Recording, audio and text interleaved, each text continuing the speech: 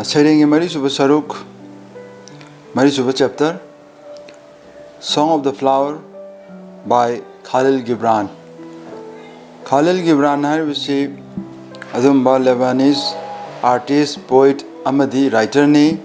mahakna naha oringai matamda America da khunda khiduna amadi sagi America da leiraga America da mai masing tamdana tawraga ngasagi magi lairik ibagi sinphamda khongdar khiba adumba English amadi Arabic loan animakta ibangamba misak amani mahakna Thuido Hendongna maming chatlibasi mahaki 1923 da ikhiba lairik The Prophet hairiba adumba puning thoguningai oiba kaya da yumpham oiraga iba lai asina mahak maming chalhanbani mapungaina. He died early at the age of 48 mahak chahi nifunipan suba matamda yam nganna laikhide. Hojia khoina tamgoderu sering asi the Song of the Flower asigi maramda. The poem describes flowers in the first person from a fresh perspective never before done.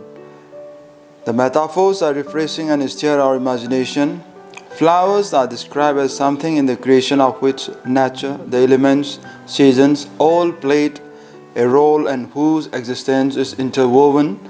with various human activities. The poem beautifully ends with a moral universal in its essence. Sering asida ngasagi leina ngasagi masana masabu saithajabagi mongda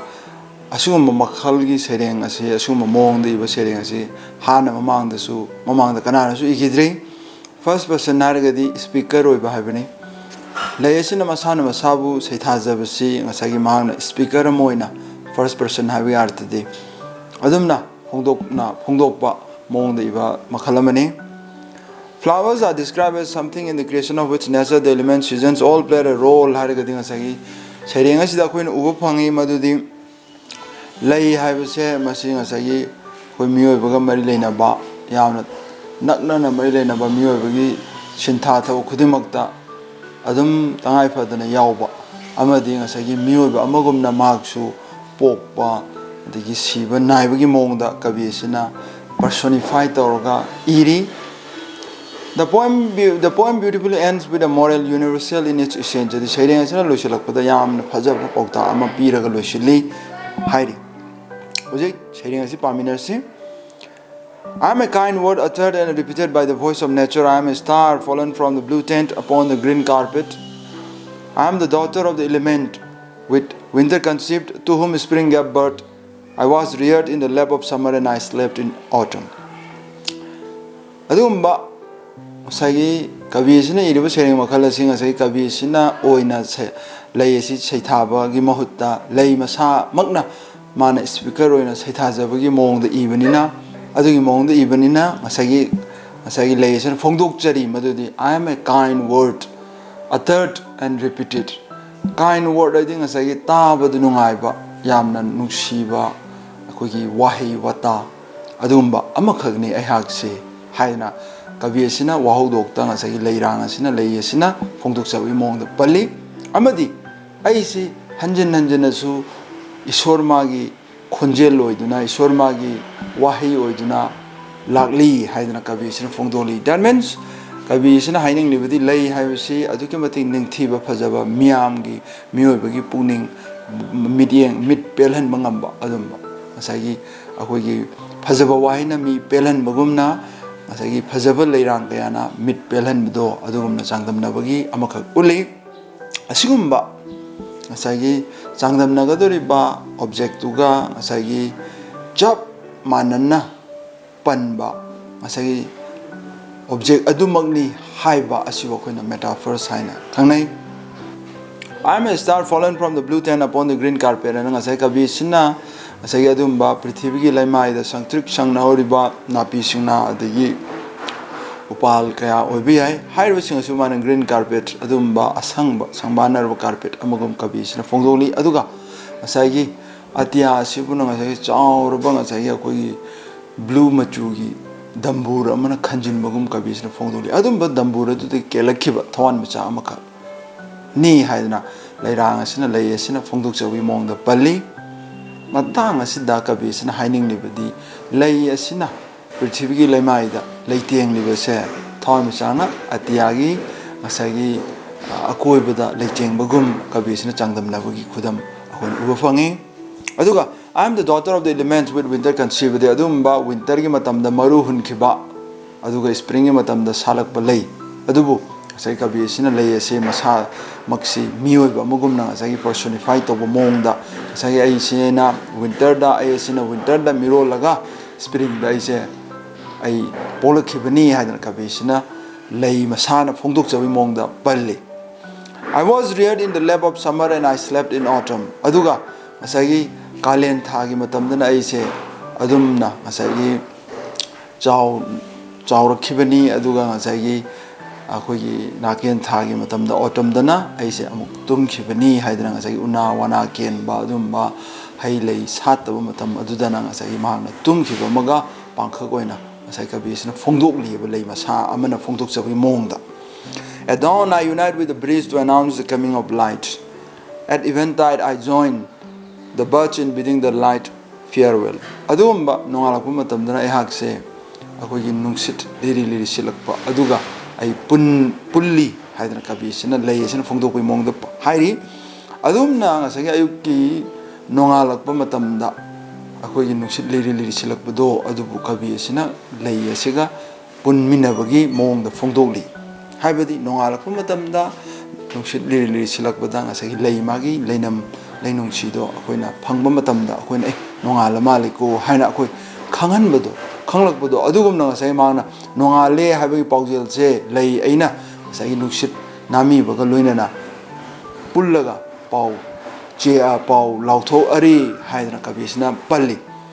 At eventide numidangi matamdana numidang wangi matamdana I joined the birch in bidding the light farewell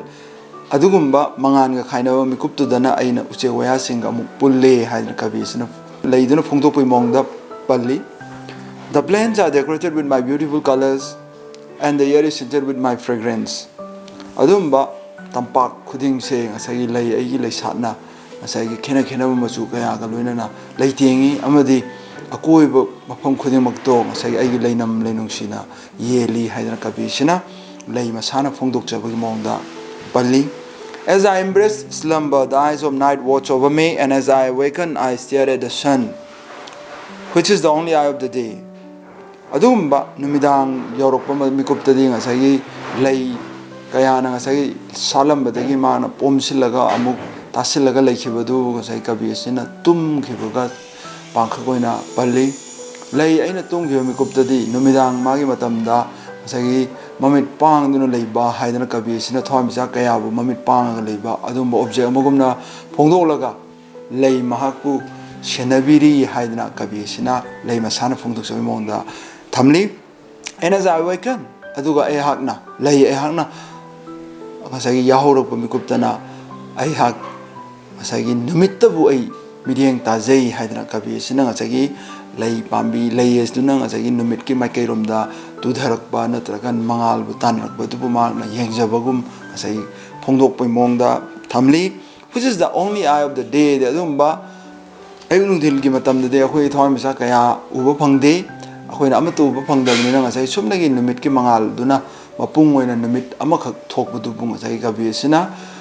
akhoi gi nomagi midieng akhoi mamit panbada ngasai amakhak panba mugumna ngasai chaliba numit adugi admaina kabisina thamli I drink dew for wine and hearken to the voices of the birds and dance to the rhythmic swaying of the grass kabisina ngasagi layesina akogi masana masa phongdokjabagi saithajabagi mongda ibagi saruk makha tarpoina ngasagi magna ayukki matamda leinada taba ligla adu mana mahakki masa taga tekhatna naba ngasagi miyoibna akogi wine sizinabugum ngasai magna phongdokli amadi ayukki matamda khonglakpo chewaya sing adubu magna tajei magna madutabu tajei haidana